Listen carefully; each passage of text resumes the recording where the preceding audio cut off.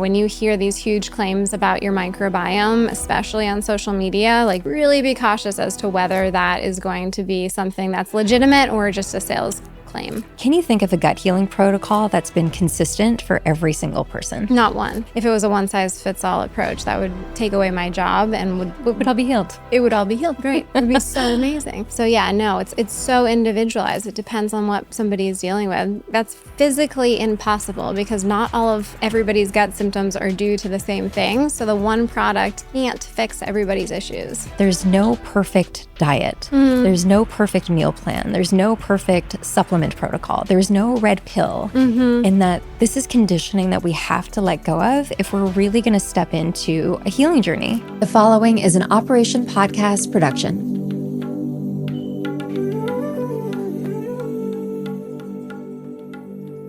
My heart is like buzzing right now because I get to sit with you. I feel super excited that I get to call my girlfriends to be part of this. And you're not just a girlfriend, you're somebody who is going out into the world, creating tremendous impact.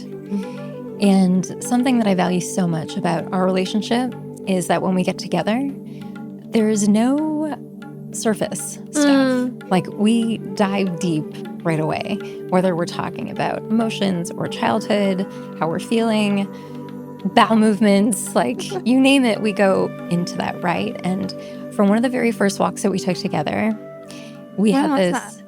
Remember when we did the stairs? Yeah. Right? Yeah.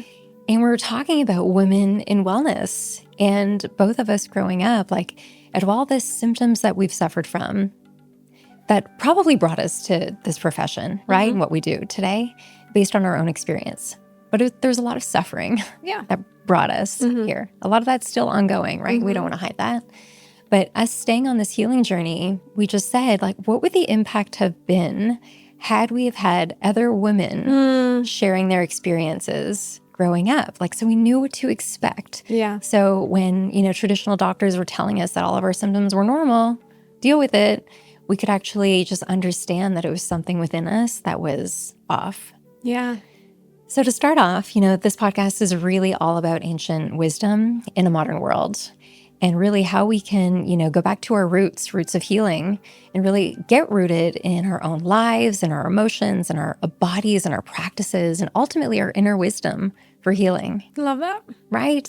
There's answers within us. There's a wisdom within us that I think we're losing touch with. We're still living in a world where we're constantly searching for external motivators for healing. And, you and I jam on this all the time. Yeah, for sure. So let's start off with, what are 3 things that really help you feel rooted in your life, in your body, in your happiness? Yeah. I mean, first of all, I'm so happy you're doing a podcast now. This is Finally. Meant for you 100%. Thank you. And we entered this podcast, we started it, I don't know if it's going to be on film or not, with the grounding meditation or visualization. And that's like one thing that really gets me. So some form of mindfulness really grounds me into who I am and to how I want to be of service in the world. And so I definitely oscillate and I really try to find like a daily practice with that. It's usually a meditation. I do a form of like TM basically, transcendental meditation. And something with stillness in the morning is essential for me to feel like I'm grounding into the day. I am far from perfect and there's days that I miss it. And on those days, I definitely feel a difference. I just feel like this more chaotic kind of fluttery energy throughout the day. So some form of mindfulness. And then the other one is community. So for me to like really feel grounded and whole and in purpose, I have to be around not just any community, but like my community, like my people.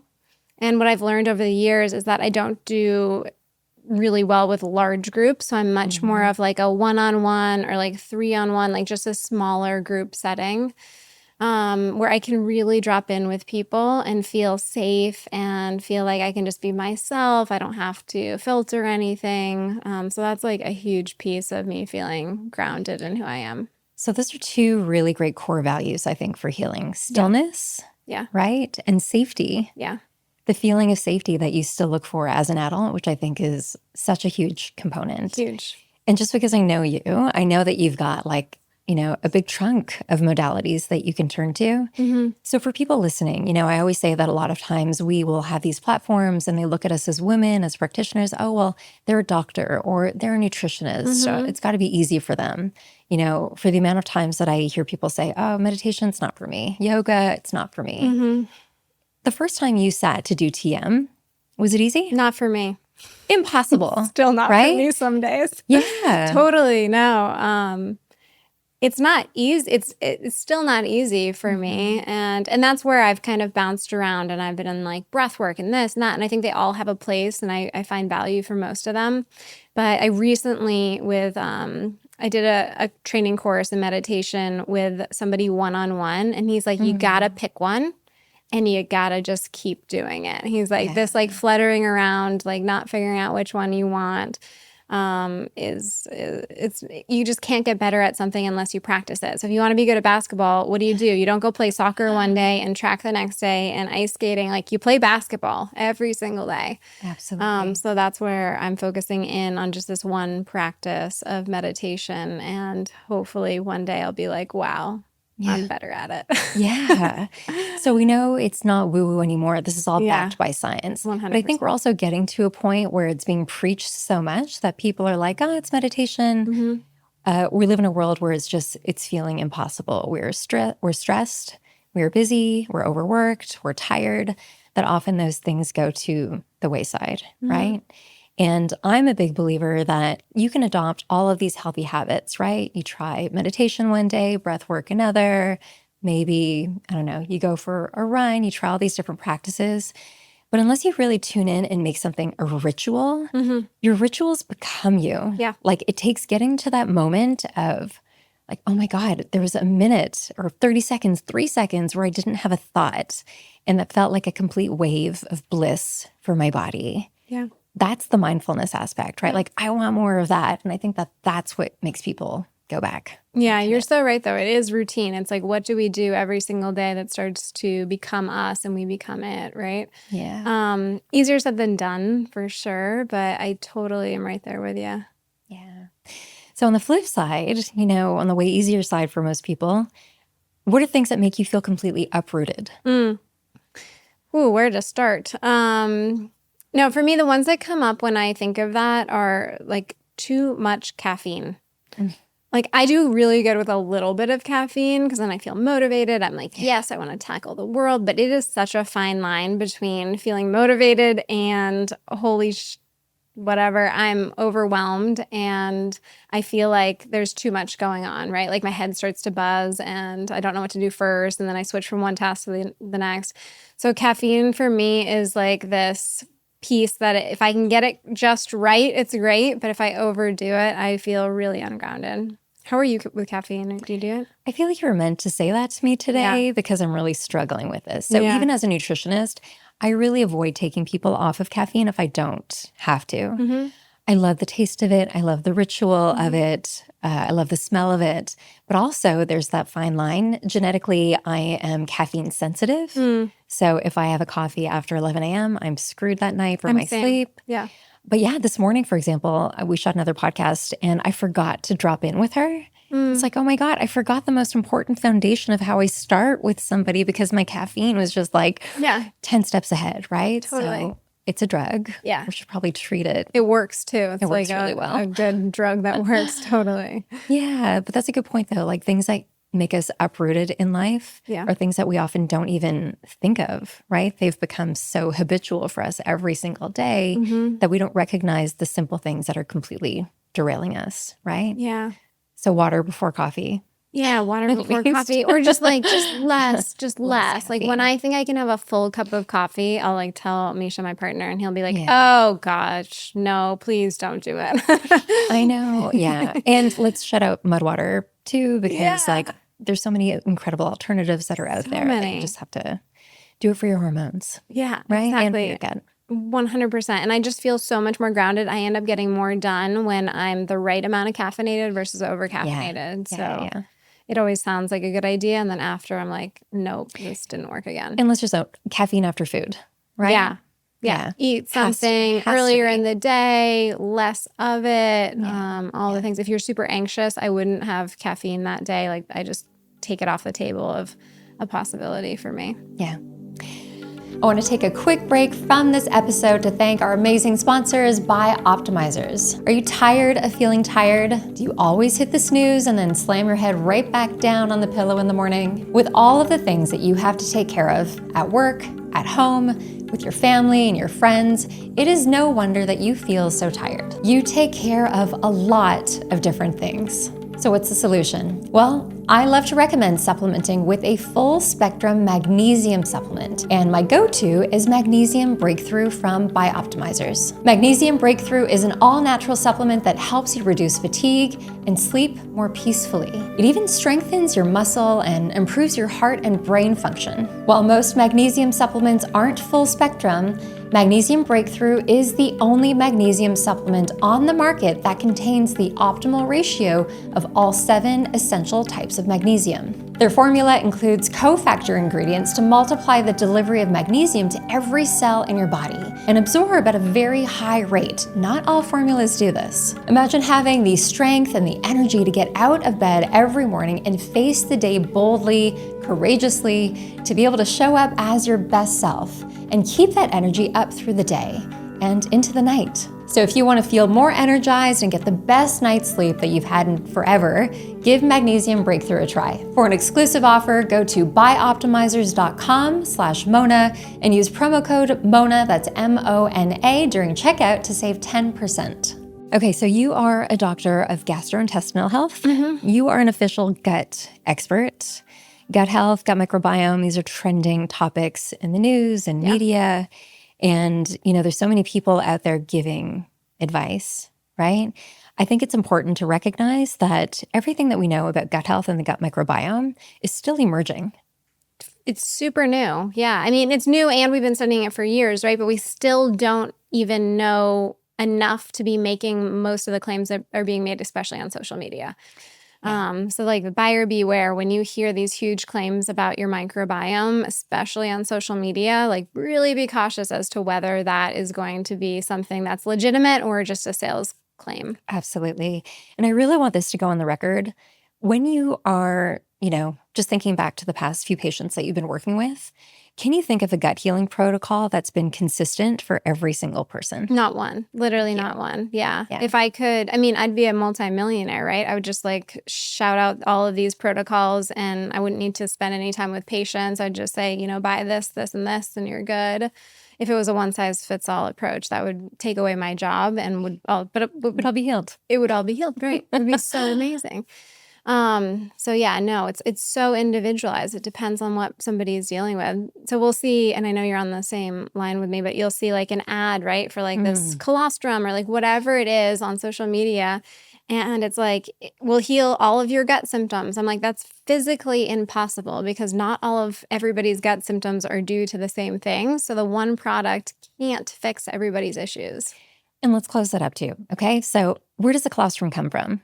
Where is it manufactured? How is it packaged? There's 2 types of colostrum, right? That are beneficial for different things. Totally. Right? Yeah.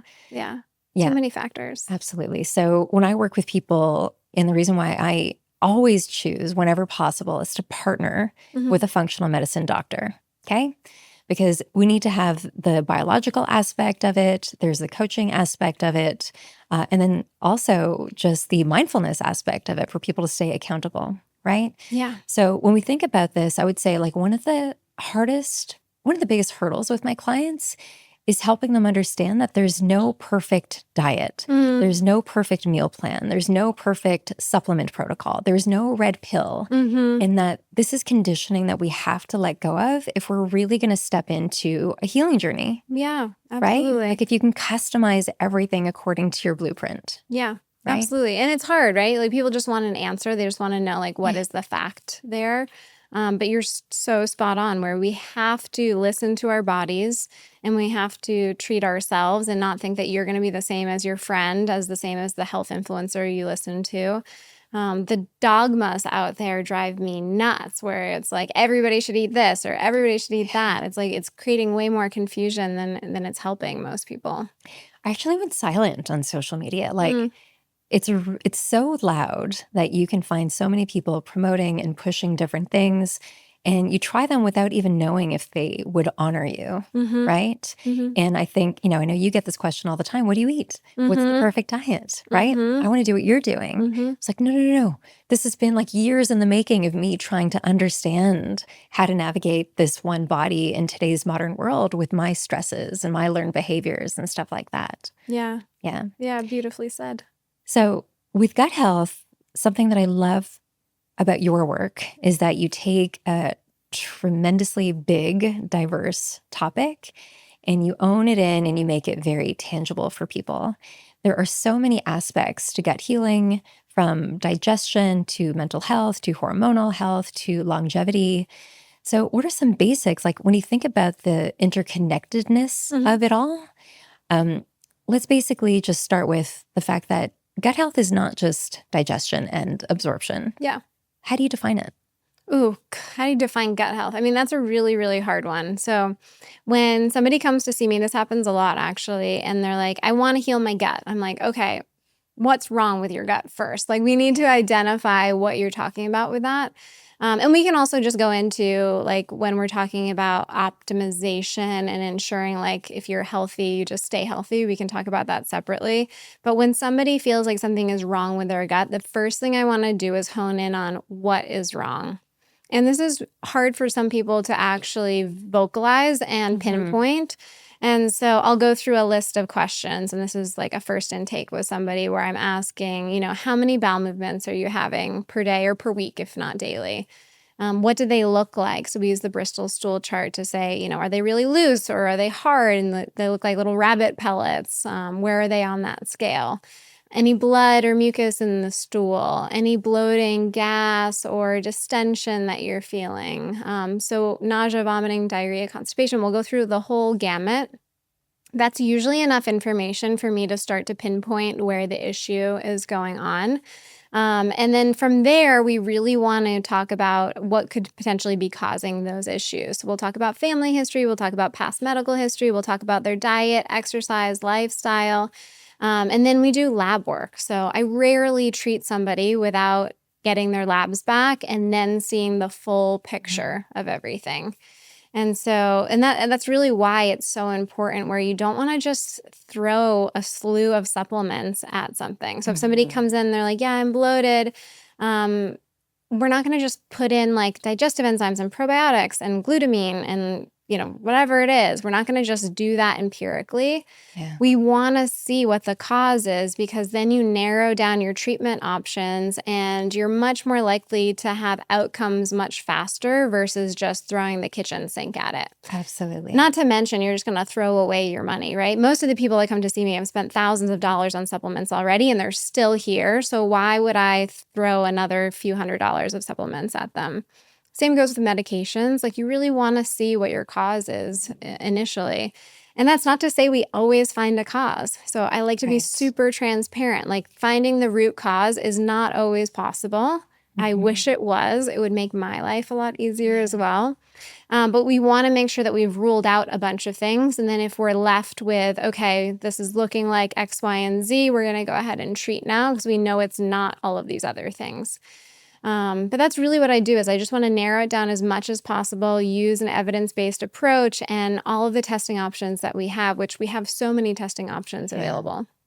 Such a good point, because, it's not an uncommon scenario to sit with someone and going through their medical forms: irritability, gas, bloating, constipation, diarrhea, foul-smelling gas, low sex drive, poor concentration. It's like you're trying to get to the root cause of all of it, but yet we're throwing so many things at the system to try to make it heal. And it's like, well, no, just like, let's start with the basics, right? I would say that ancient medicine has known this from the beginning of time, right? All health starts with the gut. In Ayurveda, we say this all goes back to the quality of your digestion. So if you're ignoring the symptoms that you're suffering with, and let's call it like this is you're suffering. Mm-hmm. If you're experiencing symptoms like that every single day, you are suffering. Yeah. Stop ignoring the symptoms. And I can just think of like a lot of people who are listening, they might be going to their doctors and they're saying, here's all my symptoms. And they might be walking away with either a prescription, which you and I agree, there's a time and a place for Western medicine, but there's no inquisition to understanding what that root cause would be. So, I've said this a few times, but, make sure that you find a doctor who's a partner in your healing.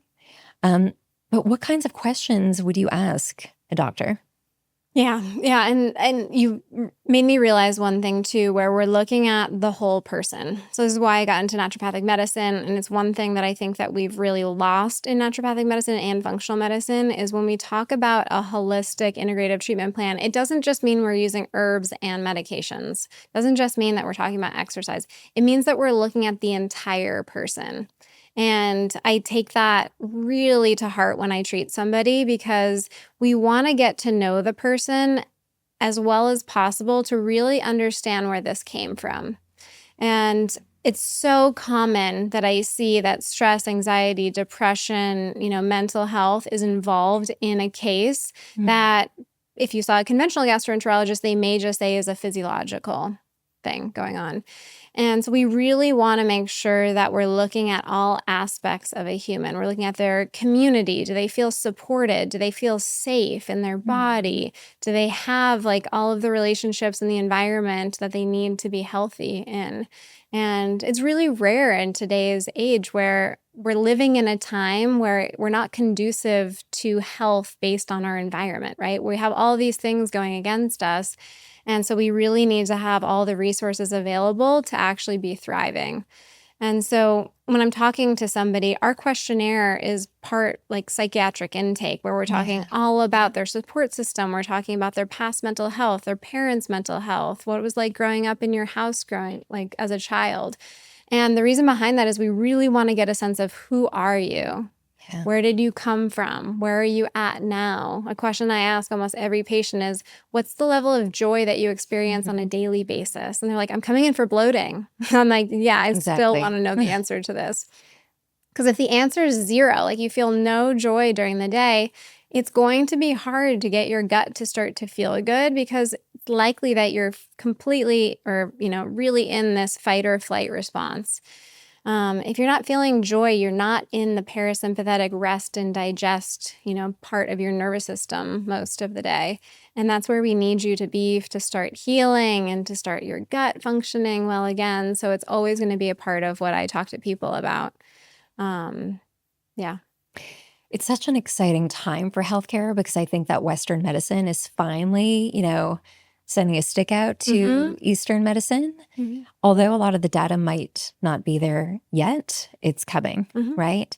But still, I think that in Western medicine, we're taking pieces of Eastern medicine without the integration. And I say this all the time. My greatest dream for healthcare is that there is integration. When you go to a doctor's office, you're talking about your childhood, you're talking about your physical symptoms, you're maybe moving through energetic care, understanding your body's chi, maybe doing some acupuncture, so that you understand how to shift your own physiology, right?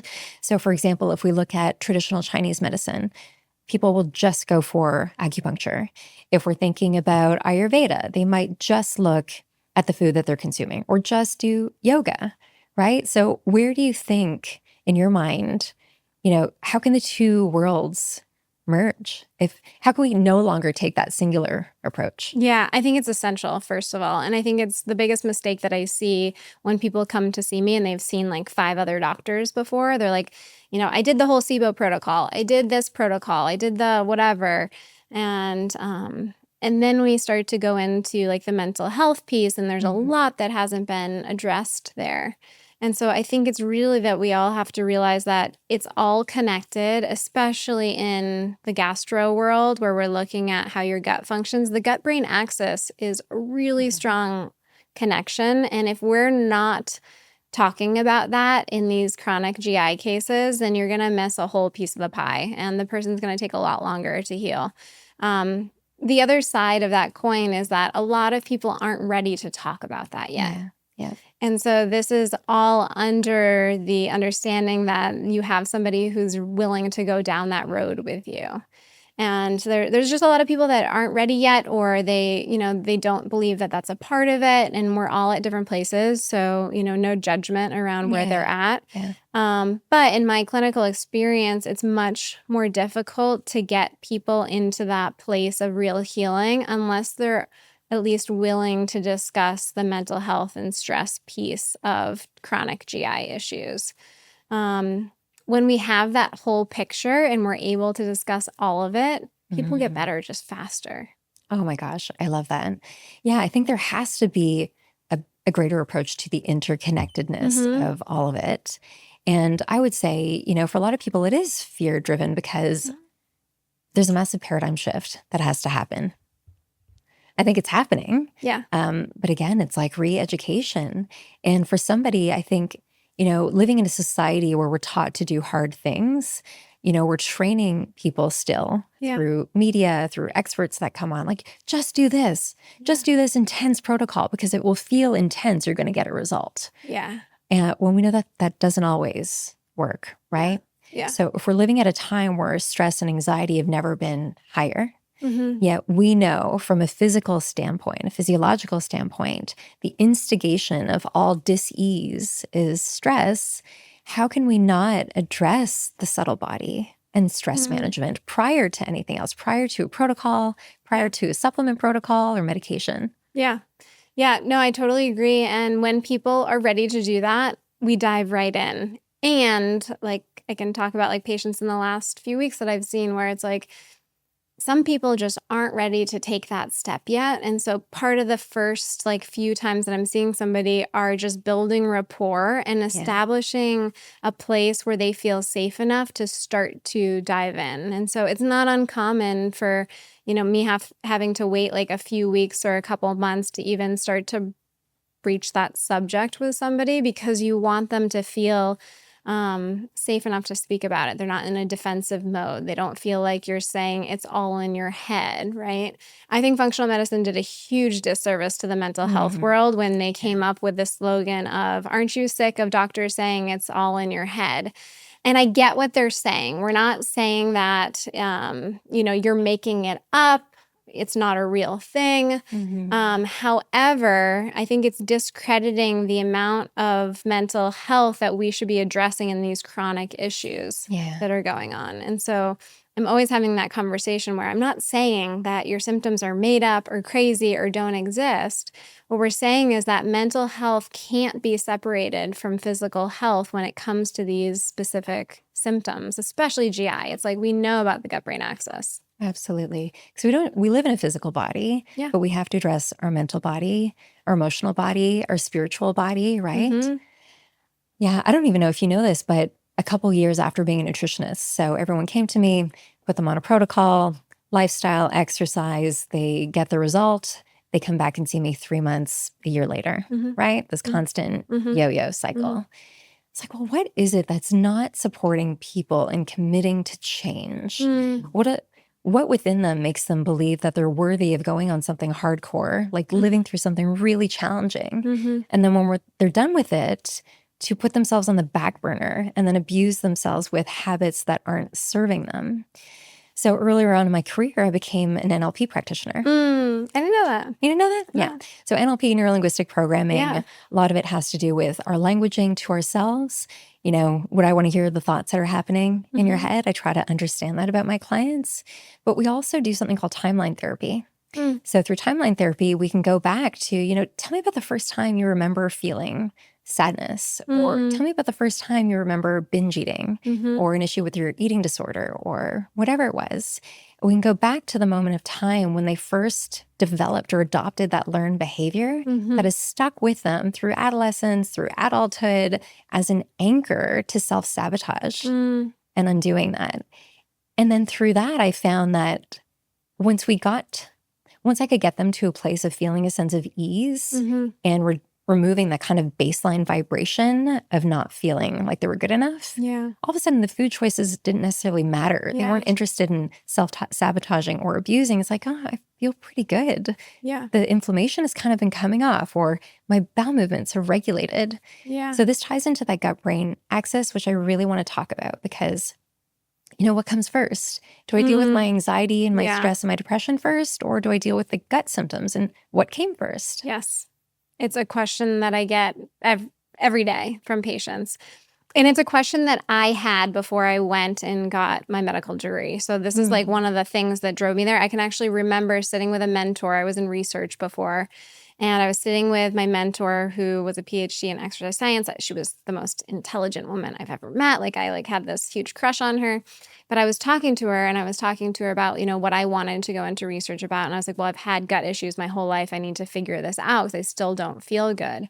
And I talked about how there was this like anxiety GI thing where I knew that one was causing the other. At that time in my life, I was really convinced that my anxiety was caused by my GI issues. I was like pretty set in that because I was like, most of my anxiety is around my gut not feeling well. And therefore, I really believe that my anxiety is caused by my gut. Fast forward probably 20 years later, I'm sitting here in front of you today. If I could have told my younger self something at that moment, I would have told her that it is a bi-directional conversation between your gut and your brain. They're influencing each other. It doesn't matter what comes first. It just doesn't matter what comes first. This is what I tell my patients, at least. Maybe in 10 years, we'll know something else, and I'll be sitting here and I'll be like, yeah, I was wrong about that. But as of right now, what I tell my patients is it doesn't matter what comes first because we're still in the place where we now are saying there is definitely anxiety and stress and there's definitely GI issues. We have to treat both. Yeah. The idea of I'm going to treat my gut so my anxiety gets better, I've rarely seen that one work. Whereas if you treat both of them, people usually get better faster. And it's because it's a cycle, right? And so if you look at the stress IBS cycle that we've developed in just with the world of like psychology, what they identify is that there's an original trigger for IBS. It could be a stressful life event. Maybe your parents got divorced. Maybe you went through, grieving the loss of a loved one. But there's some initial trigger that exists. And then after that trigger, you start to identify, okay, I've got bloating now, I have cramping, like I have abdominal pain. What is this? This is new for me. I don't know what this is.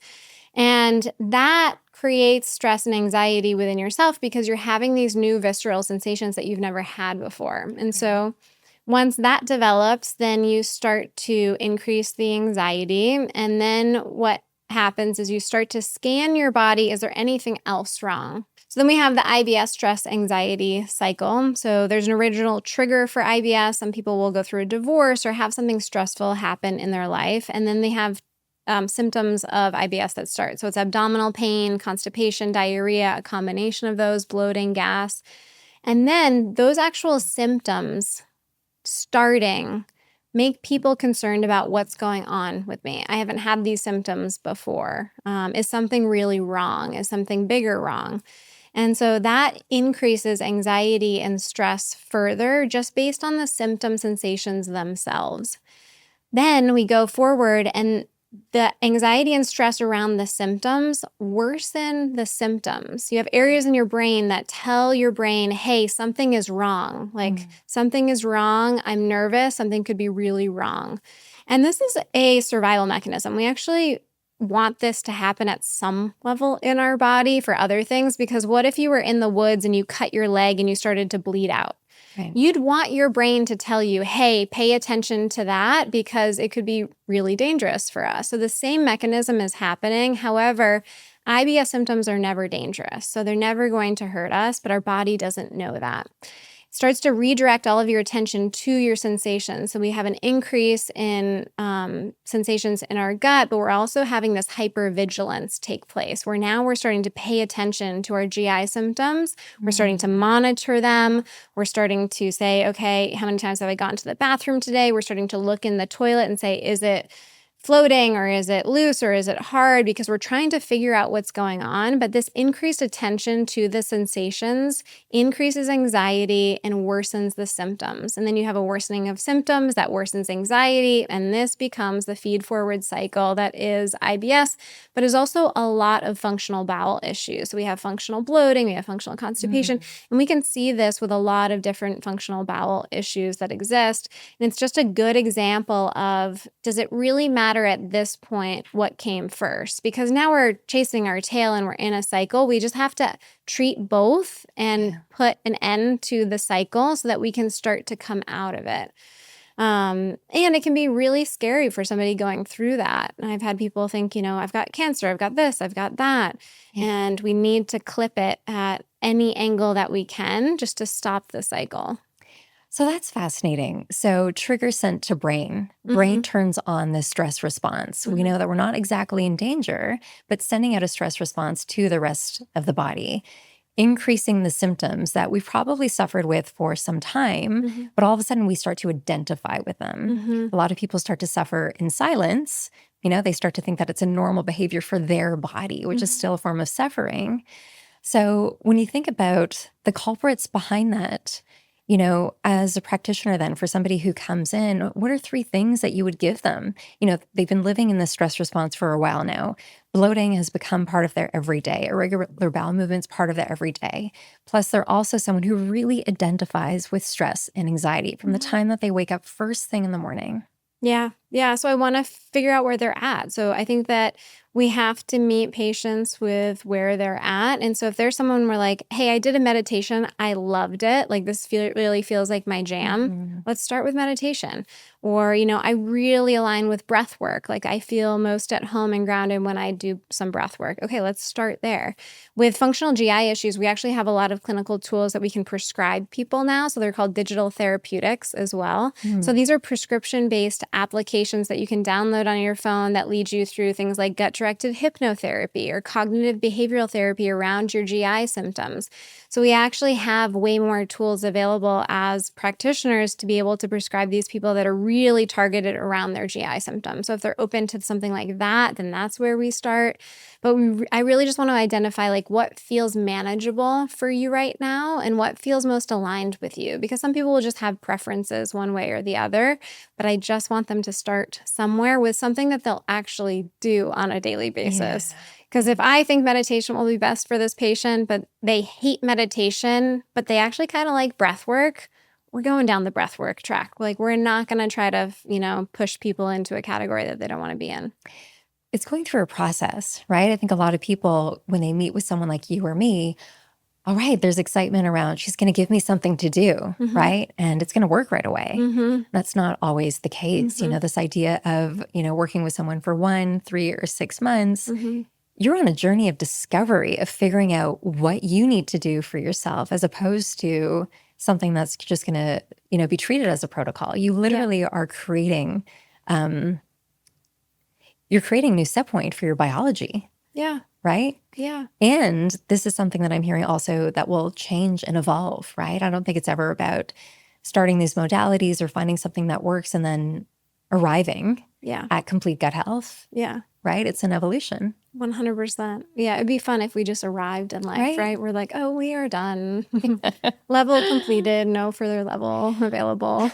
You and I joked about that also because, to be in this profession, I shared with you that I had mold exposure and I'm like, really? Come on. Like I'm back here again on another crazy protocol. But again, the instigation of it was all stress. And from my experience in my original healing protocol after heart surgeries, going back to the ashram, I was eating more carbs than I'd ever eaten before in my life, right? After getting off the paleo diet.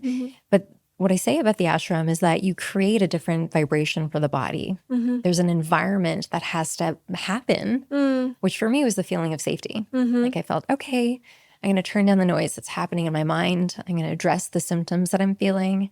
I might turn on the feeling of compassion a little bit because like it sucked to suffer for so long. Totally. And, I really want to own in on this. It's come up in a few podcasts, but like these symptoms of suffering for women that we try to muscle through in every day, like sometimes we just need to be heard and Yeah. understood and like, hey, I've been suffering for a while Yeah. and it's really prevented me from showing up the way that I want to show up in this world or showing up for my partner or my friends or my loved ones. And we beat ourselves up over it. Yeah. And there's no empathy because no one's talking about it. Yeah. Right. Instead, Yeah. we're just being sold products and supplements. Yeah, we feel alone too, right? I think that there can be that feeling of like, I got to do this on my own, or I don't even want to talk about it. I have shame around it, or, I just feel like this is a journey that nobody else has been on is really common. And so I think that when you find somebody who has also gone through what you've been through, there's this immediate safety in just knowing that there's another, like there's a way out of this. There's hope that's still there. Actually, literally why I wanted to become a doctor was I remember leaving a gastroenterologist's office and he looked at me and he's like, there is no cure for your symptoms. You're just going to have to live with it. And I know he was probably having a bad day and, he was stressed, right? So I know that he was in his own world and had his own life. The bedside manner that he had and the way he spoke to me made me leave that office in tears, feeling completely hopeless. I'm like, well, that sucked. Like, I can't get better. And I know what he was saying in terms of, I think at that point he had diagnosed me with IBS and said, like, there's no cure for IBS. I don't disagree with that entirely. Like, I know that IBS is a chronic issue. However, to leave somebody feeling hopeless, like I think there's always hope. I think there's always something that we can do, we can tweak, right? Even if we're just dealing at a mental health level, like how can we help you accept something that's happened to you? That's going to improve your symptoms. That's going to make you feel better. So there's always a level of hope that can be instilled into somebody that makes them feel like, okay, I can keep going with this. I think that it's going to get better. I don't think hope is a word that Western medicine has acknowledged. Yeah, it's a big one. It's a big one, though. Yeah. Yeah. I think this is a good time to talk about vagus nerve. So vagus nerve, when I became a yoga teacher trainer, yogis have known about this forever. Yeah, forever. Right? So through the gut-brain axis, but also through supporting our energy, our mood, our state of being, our wellness. How does addressing your vagus nerve shift your physiology and how could that optimize gut health? Yeah. Do you mind if I talk about gut-brain connection in general? Okay. So the gut and the brain are intimately linked and we call it the gut-brain axis. And they're linked through a few different mechanisms. One of those is the vagus nerve. So the vagus nerve is a cranial nerve. It innervates almost your entire GI tract from your mouth to the lower part of your colon. And it's also part of your nervous system called your parasympathetic nervous system, or we, call it the rest and digest part of the nervous system, with digestion being a key piece there. And so your vagus nerve is going to be more activated when you're in a place to receive food and digest your food. So this is something where you feel at peace, you feel relaxed. And that's really going to trigger peristalsis, like the movement of the GI tract, digestion, absorption of your food as well. Now, we also have a few other things that create this connection. And I think of the gut-brain axis as like a roadway. So a way for things in terms of messages to travel from your gut to your brain and from your brain to your gut.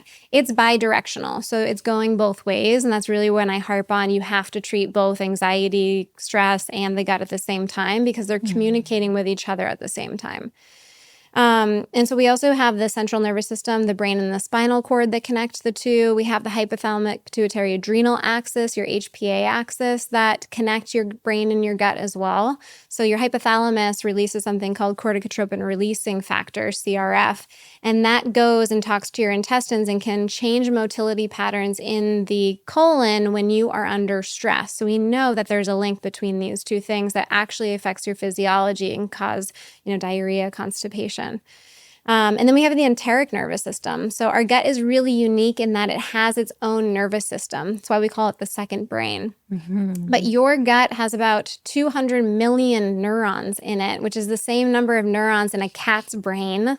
It's insane. So it has the ability to function on its own without input from the brain as well. And so it kind of has its own little factory that's going on there. And then we have the gut microbiome, which is the holy grail. So the gut microbiome is about 100 trillion microbes, things like fungi, bacteria, protozoa, all of these different microbes that reside in our gut. And we have a really mutually beneficial relationship with these bugs, meaning that we give them a place to live that's warm and moist and has all the things that they need to eat. And in return, they give us byproducts that they produce, and they're able to digest things that we can't digest. So they're able to digest fibers and prebiotics and things like that. And so these gut microbes aren't just there just to be there, though. They actually help us with a lot of functions in the body. So I think of them as a whole city. They're made up of little factories, right? So we have a bunch of different factories that are these microbes. The factories aren't all the same, though, and we don't want them to be all the same, because if they were all the same, then they would have a monopoly. And if there was a monopoly, then they would start to outbalance each other. And this is why diversity is so crucial in the gut microbiome. We want to have a bunch of different species of bacteria in our intestines. And if we have that, then they can each produce different byproducts, just like a city would. You want somebody who's selling bananas, you want somebody who's selling bread, you want somebody who's selling dairy. If we all just sold the same thing, we would be really hungry and bored. And so we have all these different colonies. They're all producing different things. And some of them also eat the things that other people produce. But these byproducts don't just stay in the gut.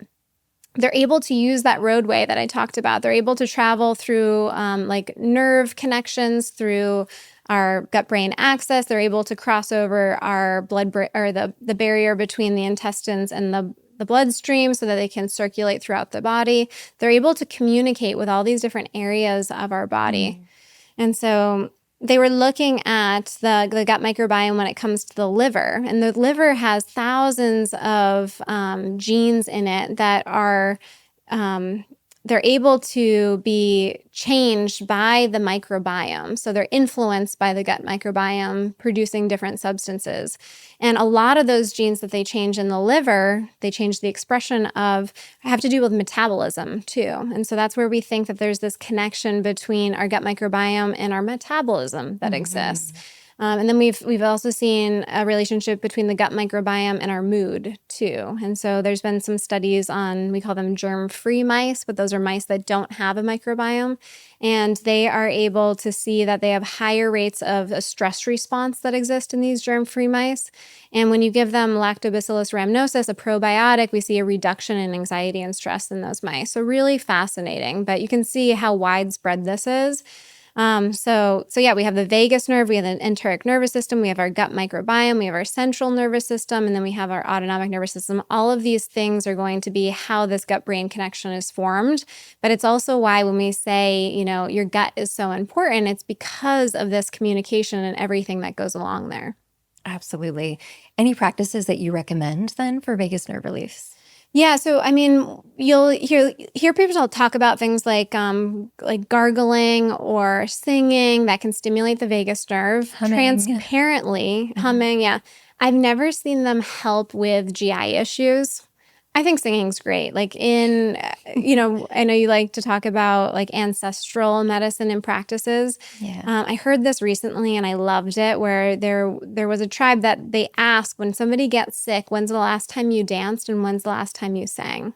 Genius. And like that just feels true to me. It's like, if we're happy, we're singing and dancing as humans. Like that's like what we have evolved from. So I think there's got to be something there, and I just like the spirit of it too. Yeah. So in yoga at the ashram, we have something called satsang, morning and night.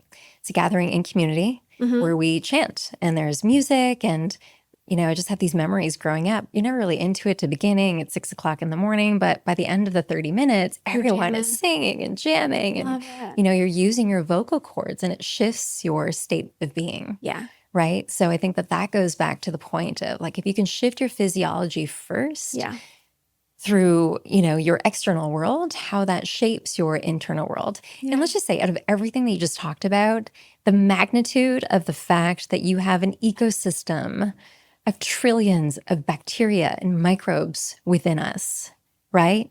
It's mind-blowing. It's mind-blowing. It's like, it's calling the shots. Like, what would be the impact if we could see our insides and what was happening, to see this city and how it's functioning and what's not working? And I know one day we'll probably get to that point, but I think like, if we really start to think about the power of the gut microbiome, and then everything that we consume is going to impact all connections to our gut microbiome, I think that we might treat ourselves a little bit nicer. Yeah. Right? Yeah. It's fascinating. I'm excited to see where the research goes because we just don't know a lot of stuff yet. Yeah.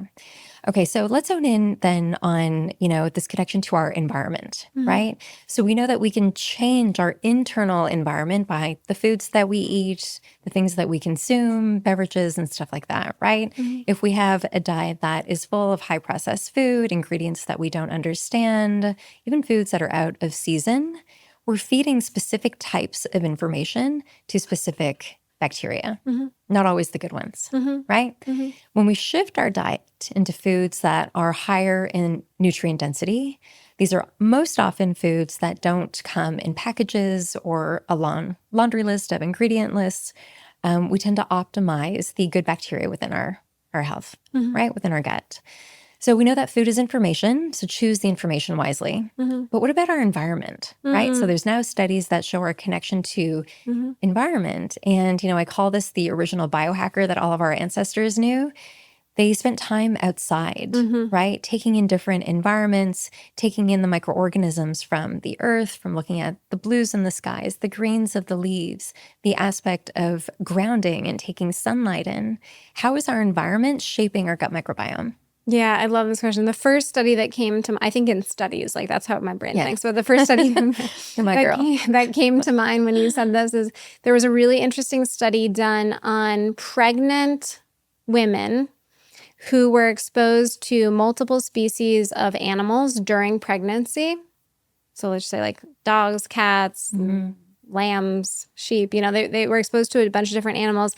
Their children who were currently unborn at that time, but their children who were born would have lower rates of asthma, eczema, and atopic conditions. Fascinating.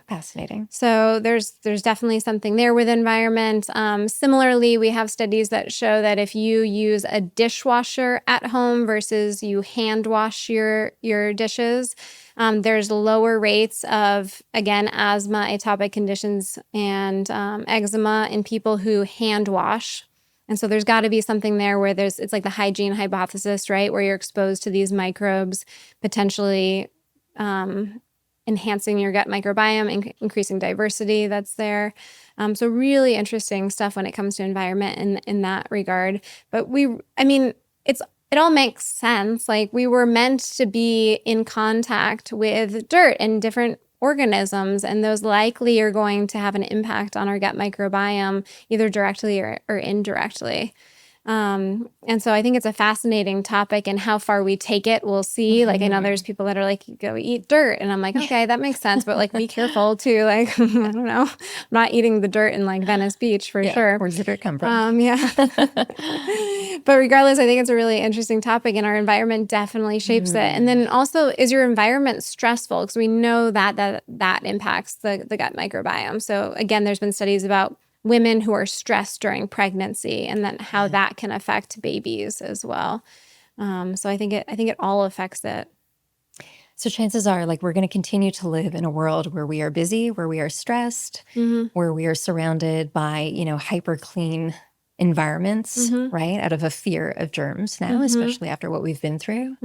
But we know also that nature is also very supportive. So you and I have talked about soil health. You know that it is like something that I want to focus on so much, because if we don't have soil, we don't have the option to grow the sustenance that is going to fuel our health and well-being, right?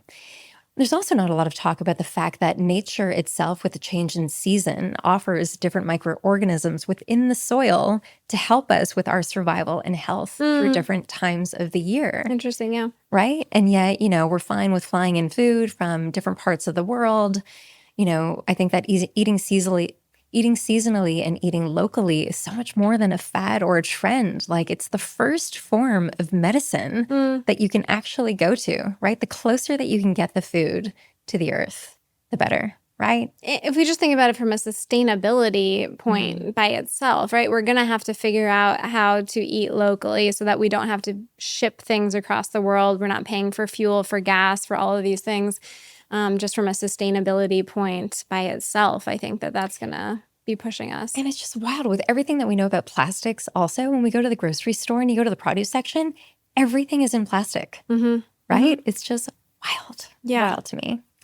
Well, I love that you brought up the study around children too, because if I think about, children in the future, my greatest dream is just to be somewhere where my kids can go outside, get dirty. I want dirt under their nails, in all the crevices of their bodies so that they come home filthy, because I know that this is something that is vital for their health and well-being, right? Yeah, I mean, that's how I grew up too. And it's like, it feels like we're really far from that, which scares me. I don't have kids yet. I want to have kids. And I'm like, wow, that feels like something that I need my kids to experience as well. Because the dirt's cool. And it also means that they were out engaged with the world and they weren't looking at a screen. I would add that to my list of things that make me feel ungrounded is if I have too much screen time. Yeah. Whether it's my cell phone and I'm doom scrolling or my computer because I've been seeing, virtual patients all day. But too much screen time for me is completely ungrounding. And I really just think we need to be connected to actual humans in nature more of the time. Do you use any data? Do you use an Oura Ring? No. So whenever I'm working late or on my screen before bed, my deep sleep will always decrease by at least 30 minutes. If I'm off of a screen, and I've done this over the past year, so this is my data. If I'm off of a screen at least 3 hours before bed, my deep sleep will increase from 15 to 30 minutes. Yeah, I believe it. I totally believe it. I mean, my sanity decreases when I'm on a screen for that long. I'm just like, well, there that goes. I notice a huge change the less I'm on my phone with my mood, with my creativity levels, just feeling like I'm in purpose, my levels of joy, everything improves. Yeah, we got to clean up what we're watching, what we're consuming, right? Yeah. So if we could just, I think it might be even impossible to pinpoint 3 things, but what are 3 to 5 things that you see happening in today's world that is really compromising people's digestion and gut health? Yeah. I won't talk about it too much because I think we've kind of beat it at this point, but stress anxiety is probably number 1 on my list in terms of what I see for your gut health specifically. Then I would do antibiotic overuse is really common. So it's not antibiotics. I think we're totally capable of taking antibiotics once in a while if we need them. I think they're life-saving. I'm so grateful for them. Absolutely. But when we're using them to treat viral infections where we shouldn't be, right? So antibiotics should be used for bacterial infections. They don't treat viruses. And it's really common for somebody to get like an upper respiratory tract infection or, a sinus infection or something like that. And we're not sure if it's bacterial or viral, and we're treating it really quickly with an antibiotic where we may have been able to wait it out to see if it cleared on its own. And so the overuse of antibiotics, I think, is going to be a detrimental effect long-term on our gut microbiome, as well as creating resistance to antibiotics, which is not a good thing. And then alcohol and the way we eat in general, but alcohol specifically is a direct irritant to our gastrointestinal tract. When I say the way we eat, I'm actually pretty flexible when it comes to nutrition. So if you talked to me 20 years ago, I was like gluten-free, dairy-free, egg-free, all of the frees, like wasn't eating much of anything. My friends call my apartment, the house of free. The house of free. So I'm definitely not like that anymore. Like I eat I pretty much eat everything, but I don't eat a hyper palatable diet. And so I think that's a huge part of GI health when it comes to, if we're eating a really hyper palatable diet, meaning that it's got things in it that make us want to keep eating it. It's addictive. So when you pair sugar with salt, things like that, right? Like fatty with sweet, those become hyper palatable and we can overconsume them. And that's where we see people getting to gain weight much easier. And then when you look at weight gain, it's a big cause of reflux. So gastroesophageal reflux disease or GERD. And so I really think that the way we are eating, whether it's alcohol or hyperpalatable foods, has a big issue or a big determining factor on our gut health specifically. And then there's the flip side of that. And I always want to mention this because there's 2 sides to every coin. Being too healthy can affect your gut health through that stress anxiety loop. And Absolutely. So if you have now narrowed down your food choices to 6 foods and you're scared of everything at the grocery store and you're scared of, just living in general in the current world, you're actually doing your health a disservice at that point. Just think about through all the restriction, if you're if you're going to the grocery store every single week with the exact same grocery list, Yeah. which most of us do because it's a no-brainer, Mm-hmm. right? We just go on autopilot. We're taking in a limited amount of nutrients and phytochemicals and vitamins and minerals from specific foods. We're completely missing out on the game. Yeah. So an interesting concept, what you're speaking of, makes me think of like, what if we just tried to eat more like our ancestors, Yeah. right? Yeah, Think it would about- fix it. Like we're going to rotate. Not everything's available all year round. You got it. Yeah, totally. Yeah. I love that. All right. So talking about that singularity, you and I both have a pet peeve of, the supplement that gets hyper promoted by influencers. Yes. Right. Yeah. All of a sudden they're everywhere. And oh my God, I have to try this. Yeah. Everyone is having this like miracle effect from consuming it. So let's just go through this little rapid round. Whether these work for gut health or not. Okay. Gut health specifically, we're talking about. Yep. Gut health specifically. Got it. I feel like I'm on a game show now. You are. I am ready. Here we go. Let's do it. Let's do it. You're going to win Do a I get a car. prize? Yeah. It's like, what's my prize? Okay. Probiotics, worth it or not worth it for gut health? But can I do caveats or do I have to just say worth it or not worth it? I'm so bad at this game already. Caveats are totally fine. Okay. Probiotics should be used like a medication. So if we're just talking about, are we talking about like gut health in general, people that are already healthy? Are we talking In about general, you're on Instagram, you see a probiotic that's being promoted.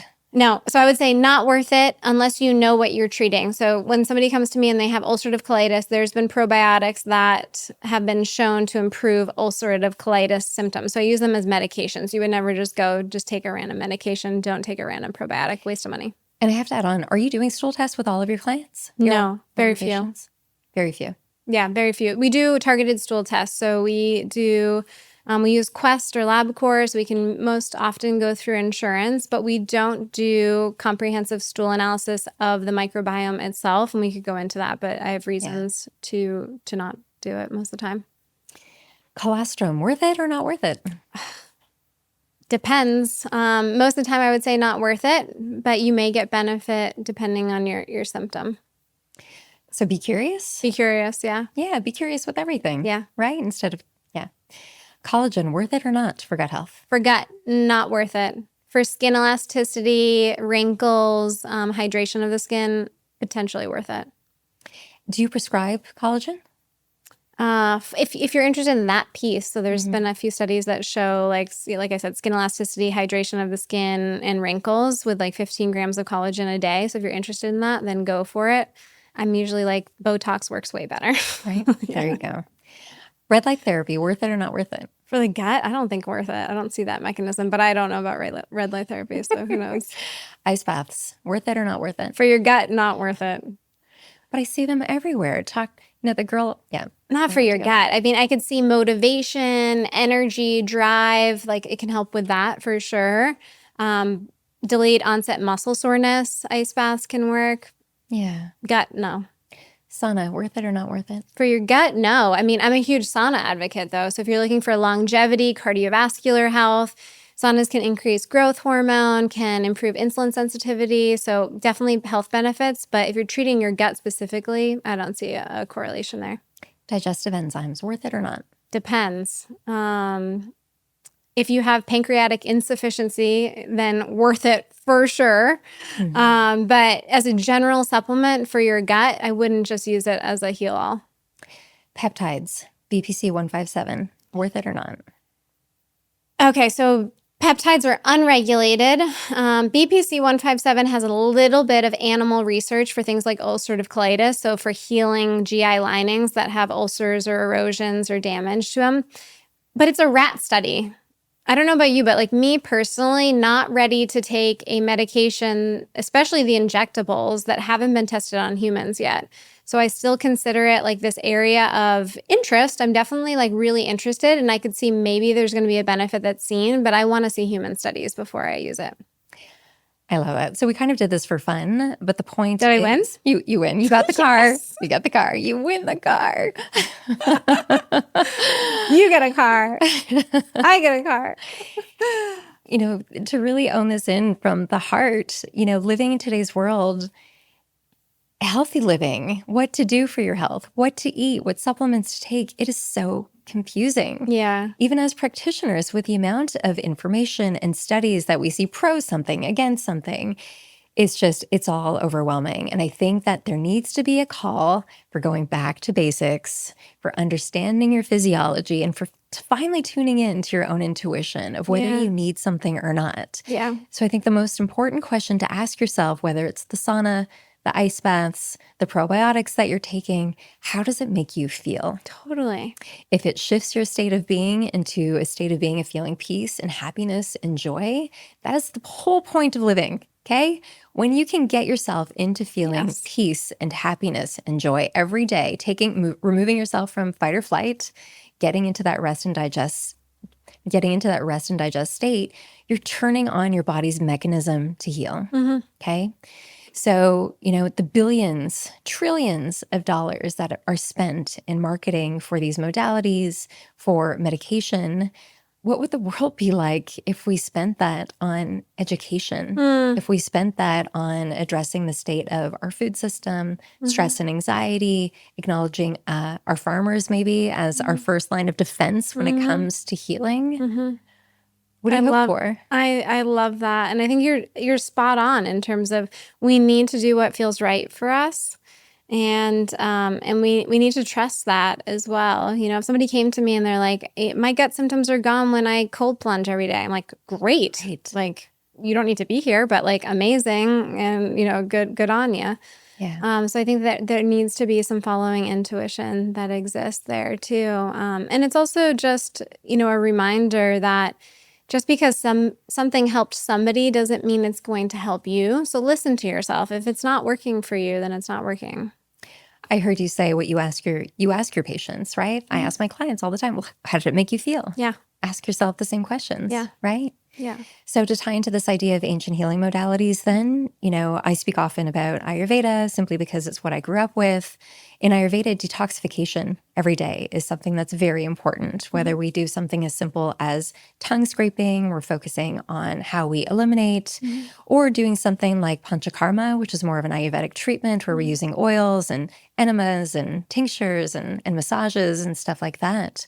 Are there specific ancient healing rituals that you find yourself referencing to your patients? Love this. Well, if you come to see me in person, I make every patient a personalized tea. And so I love that. That's ritual for me. And I really like the act of, because my office manager will be like, do you want me to make the tea for this patient? I'm like, no. Like, I really like doing it myself because there's something about me picking out the herbs with the patient, deciding what we want to make that day, making the tea, and then sitting down both with a cup of tea in our hands. That feels so like juxtaposition to the world that we live in, where it's like usually you go to your doctor and it's like in and out, and like you get to see them for 7 minutes and you're in the waiting room for an hour and like kind of chaos. I like want to create the opposite of that with my patients, where it's like, hey, we even have time to drink a cup of tea during this visit. Like, that feels good to me. And the fact that herbs are nature's medicine, like, they're potent. They are antioxidants. They're phytochemicals for the body that turn on and elicit a healing response. Something so simple. Yeah. Right? A lot of our medications stem from herbs, right? We've extracted them from it. But there's a lot of herbs that can be beneficial for your GI symptoms, and we know that now. Like, peppermint is one of those that has great research for IBS. But I also just think medicine of sitting with somebody and connecting with another human at that level is like treatment in and of itself. And it's treatment for me too. So part of it is selfish, where I want to feel relaxed enough while I'm in a consult with somebody that I really feel open to hearing them, listening to them. I don't feel rushed. And so I think it's beneficial for both of us. What a beautiful concept to have with your doctor. Yeah, I love it. Can you imagine looking forward to a doctor's appointment? I know. So my patients are like, I don't like tea. I'm like, you're going to have to start to like tea because that's part of our ritual. No, I'm just kidding. Most people will eventually catch on, but they become tea drinkers. Yeah. And what about you? I talk about these ancient healing rituals. For me, a lot of them just feel really nostalgic, right? In your family, with your mom, with your grandmother, do you remember any healing rituals that you guys had as a family? Good question. family healing rituals. My mom's probably going to listen. She's going to be like, you forgot this one. You forgot this one.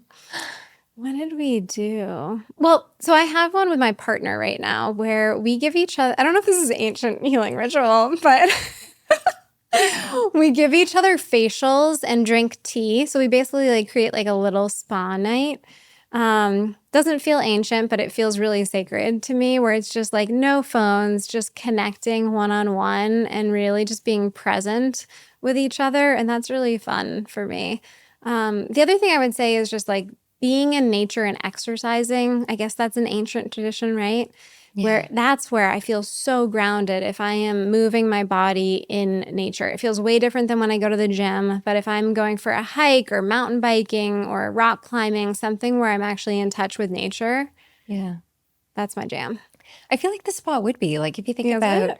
Turkish baths, Okay. and there's so many cultures that have spa treatments that are Yeah. super healing. Even Ayurveda, like a lot of it's massage driven, and We're doing that. That's what it is. We're I yeah. call it ancient. Your mom might not be that happy about it, but all right. What do you think about, if we were to think about the differences between men and women for gut health right now?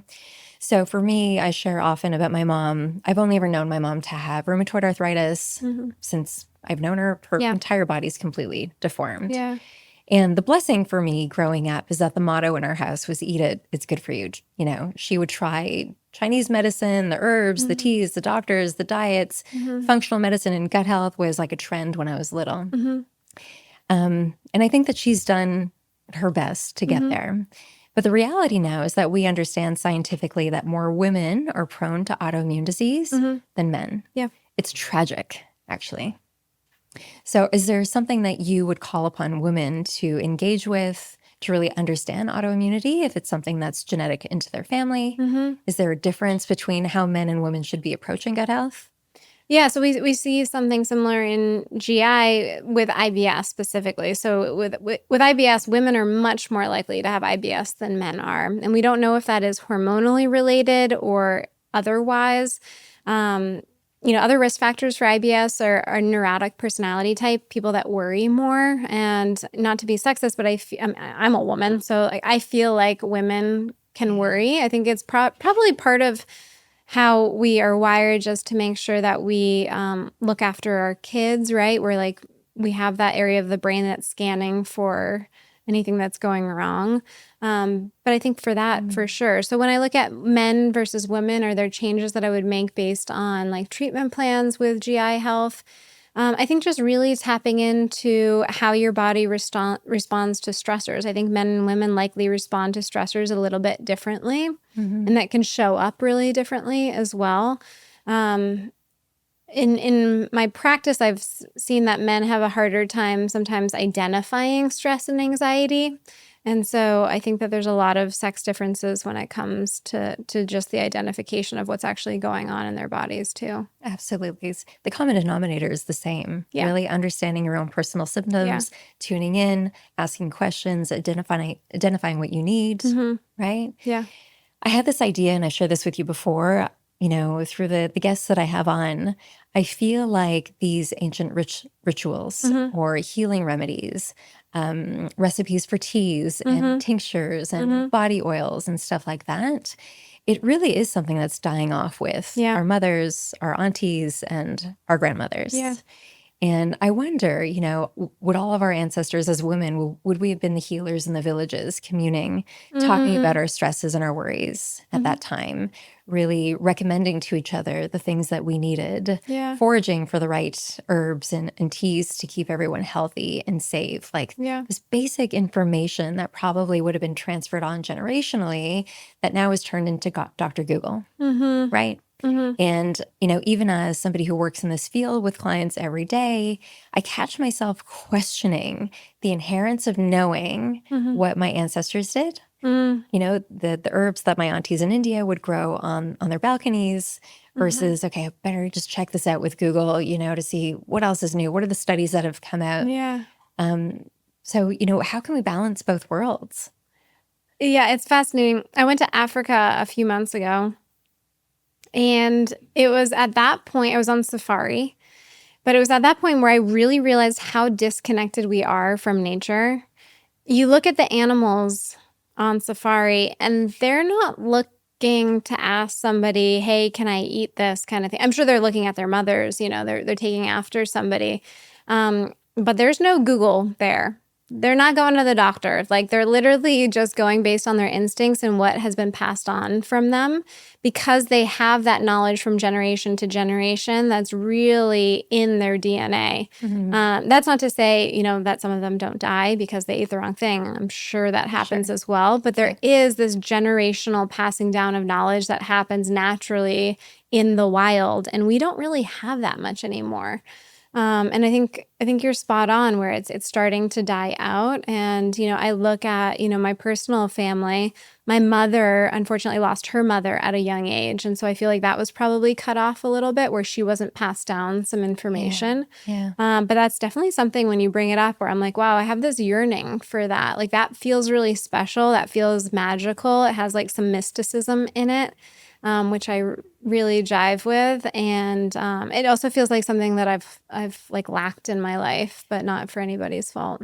Things that we would want to know, Yeah, right? yeah. Like you share with me about the teas that you make. I'm like, wow, what if you did that in another lifetime? Where Yeah. you were the woman that people knew Tea to go woman. to.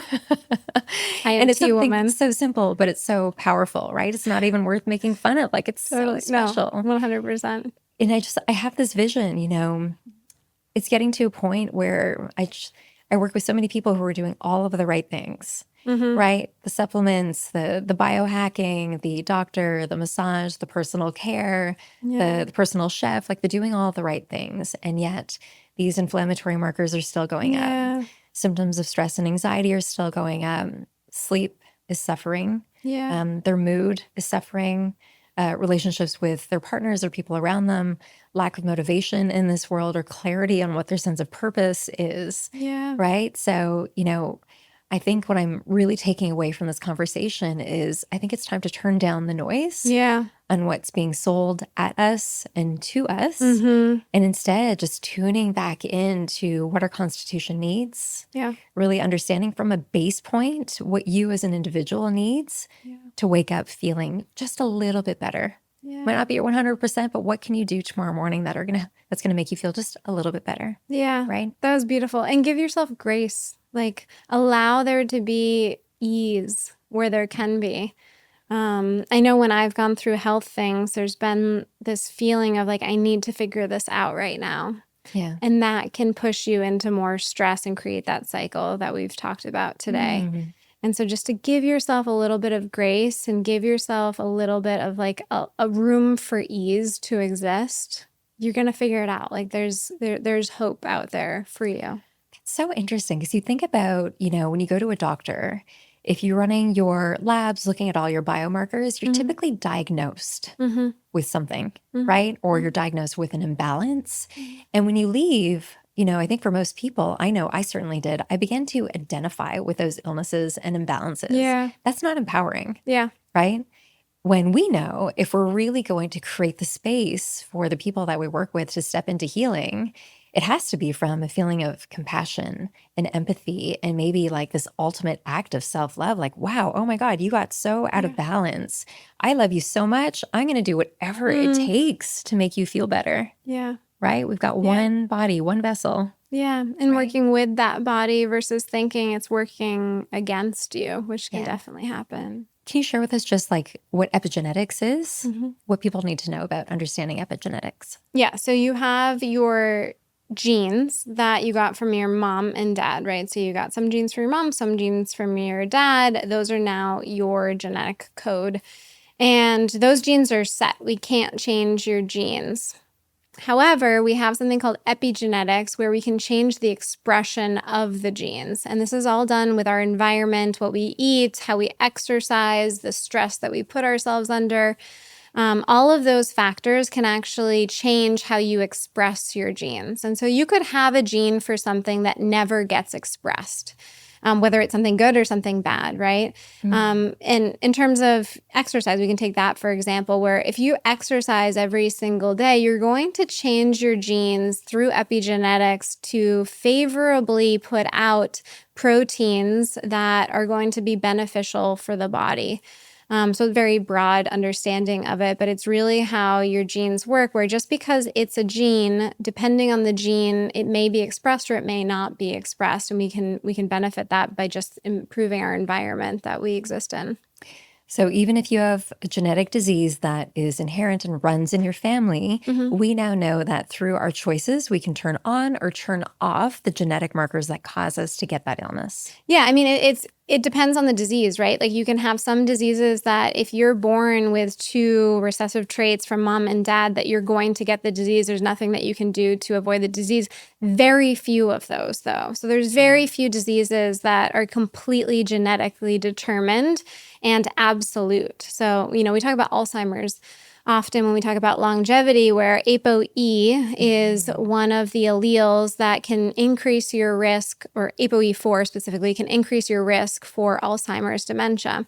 However, it's not a deterministic gene. So just having ApoE4 alleles, even if you have 2 of them, one from mom and one from dad, does not mean you will get Alzheimer's. So for something like that, you really want to focus on diet, exercise, lifestyle, body composition, stress management, sleep, like all of the things, because just because you have that gene does not mean you will get the disease, and you can influence it by all of the choices that you have to make.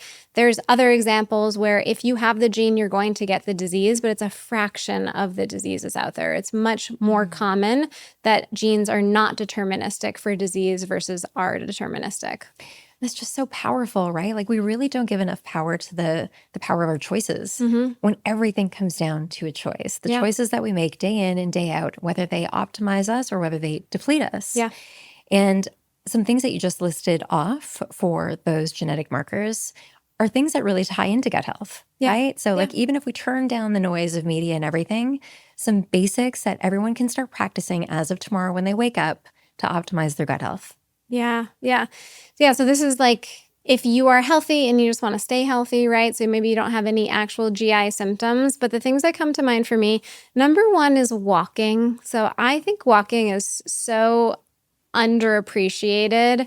I love resistance training. I love high intensity too, but walking is one of my favorite forms because it's really low impact. So you're saving your joints, but also it can be really meditative and can be really good at reducing stress levels. And so walking is one of my favorites for gut health.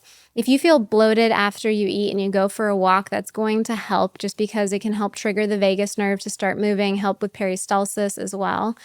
So walking is definitely number 1. Fiber. So fiber is what your gut microbes consume. So when we talked about those little factories, they need things coming into the factory. And for microbes, bacteria, it's going to be fiber sources.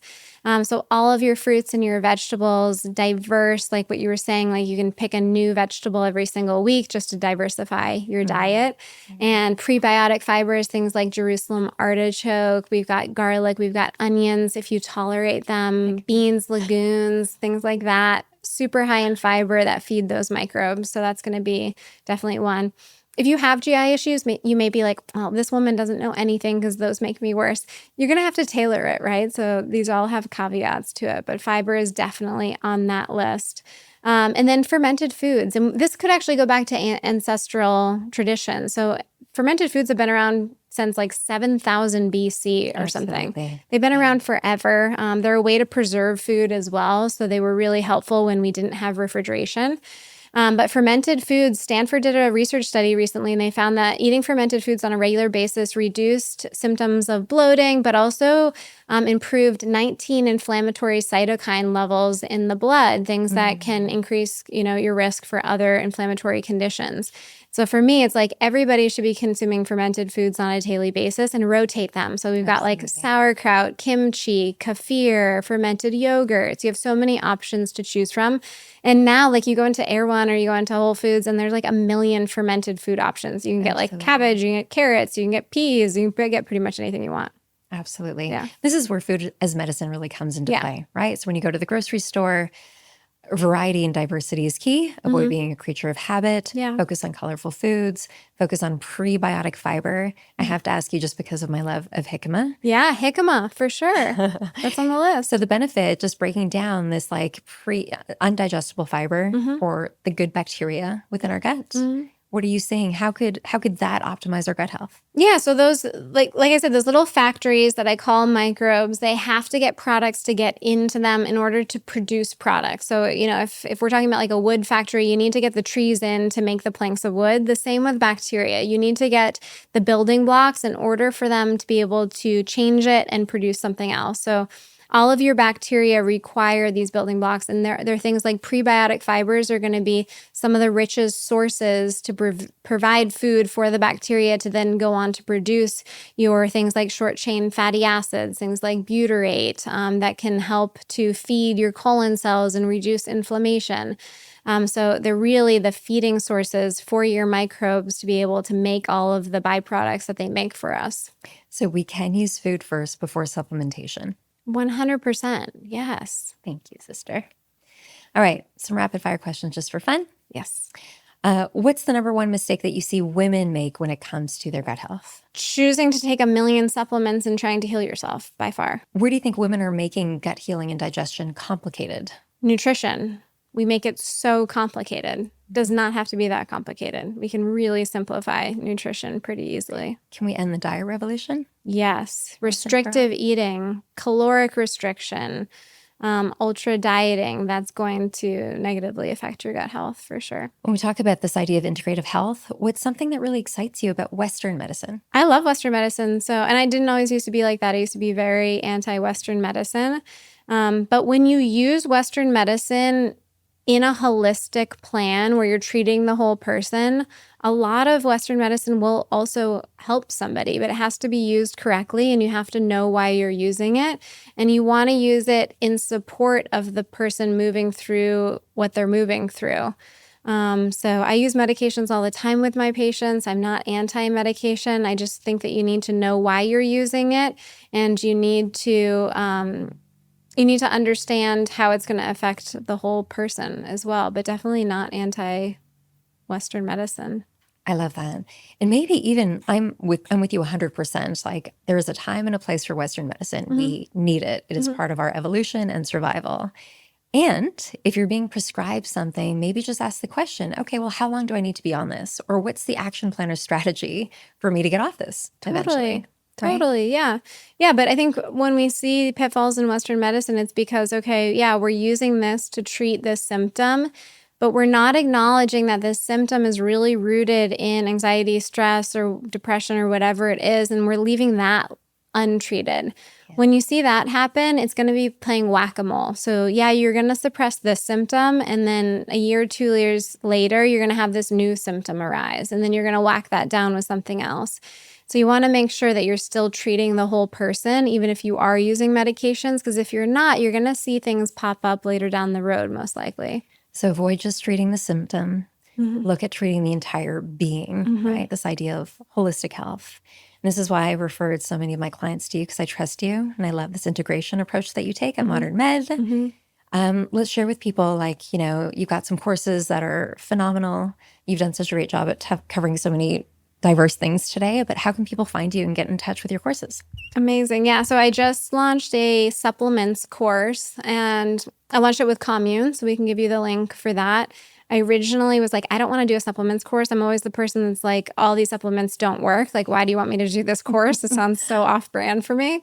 And they're like, that's exactly why we want you to do it. So I go in and I debunk a lot of supplements that are not worth your money, but then there are supplements that have research behind them. And so I tell you what the research is and why you may want to take this supplement with a really targeted approach. So no, if you're going to take this one, it can help with this, but it's not going to help with this. So that's through Commune. And then Modern Med is my practice. We see people mostly for integrative GI, so gastrointestinal conditions like IBS, constipation, diarrhea, bloating is a big one. All of our doctors there specialize in integrative treatments for gastrointestinal conditions. I currently am seeing people for preventative wellness. And so I'm seeing people that are healthy and want to stay healthy and want to geek out about all the things that they can do to keep themselves healthy with a holistic approach to it. Such a good question for health, right? We think so often about the here and now. Yeah. But instead ask, what are the things that you can do today that are going to help you live the way that you want to feel when you're 80, 90, 100 and beyond? Because it's inevitable that we can probably live that long, if not much longer. But I certainly want to be the woman that's hiking with my girlfriend Yeah. at a mountain when Let's I'm do 90 it. and 100. I'm in. I'm on the game plan. I adore you. Oh, I adore you too. I didn't know what you said. Say it again so I don't It's like Canadian. I adore you. I'm so grateful for the light that you put out into this world. I love the fact that you are a doctor that just approaches healing with so much empathy and love and care. And I'm excited for so many people to see this and watch this and share it with people and their lives, because I just hope that people expect nothing less than someone like you for their primary care. That means the world to me. And the world is so lucky to have this podcast coming out. So thank you for doing what you're doing and spreading your light and your gift. And I'm so excited to listen to all your podcast episodes. Thank you. Thank you. Yay.